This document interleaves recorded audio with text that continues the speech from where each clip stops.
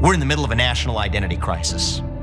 Faith, patriotism, and hard work have disappeared, only to be replaced by new secular religions like COVIDism, climatism, and gender ideology.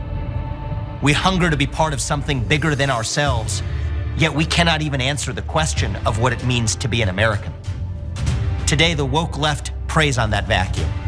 They tell you that your race, your gender, and your sexual orientation govern who you are, what you can achieve, and what you're allowed to think.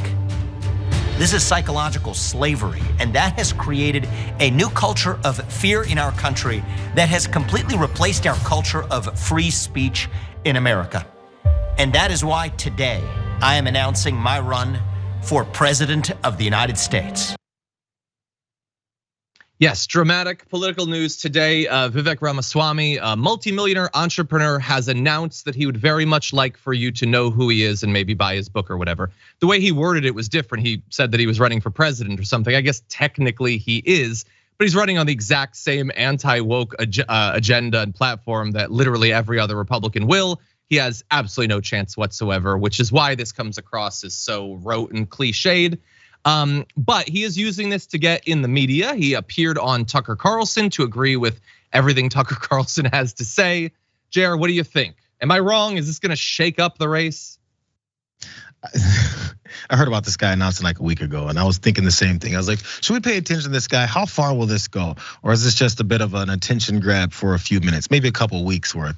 It's also pretty early as well, so maybe that's part of the the plan here. But if you actually listen to what he's saying, because I think they pitch this to people who don't really listen to what they're saying, because it doesn't make any sense if you listen to what they're saying, as long as you hear the words woke, anti-democratic, these Democrats, and all that stuff, whatever kind of words they want to throw out there that speaks to the minds of these MAGA folks. What he pointed out was who's the they, like to say that your race, sexual orientation, etc., all determine who you are.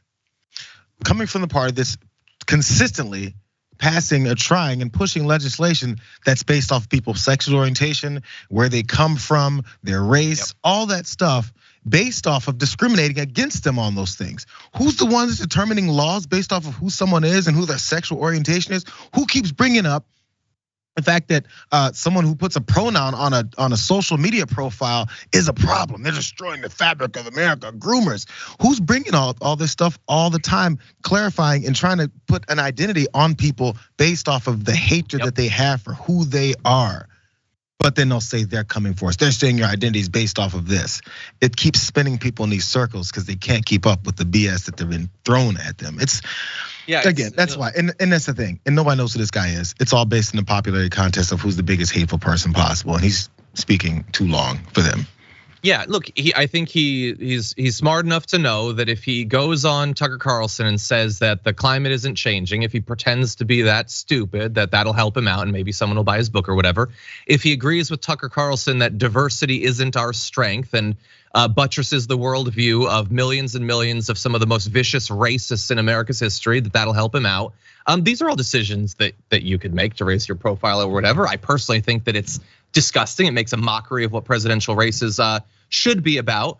The concept that, like what he's known for, he was formerly a biotechnology executive and a hedge fund partner. He's a millionaire now, so should obviously appeal to the populist right wing who hates elites and everything. Isn't that always amazing? They hate the elites, except that every single one of the people they listen to is one of those rich elites.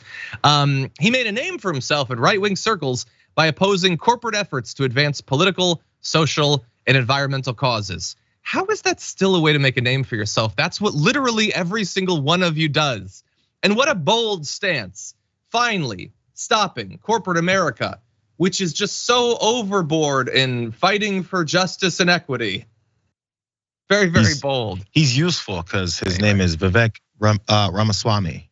That's his usefulness, and they know that. So he's like, but there's a brown person saying this now. This is useful.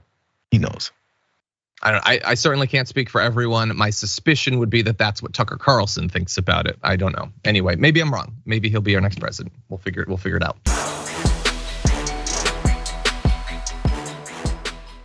For more political news breakdowns, interviews, stories of activism, and me trying my hardest to care about the occasional big celebrity news story, subscribe to our YouTube channel at youtube.com/thedamagereport. And you can ring the bell wherever it is so you don't miss anything.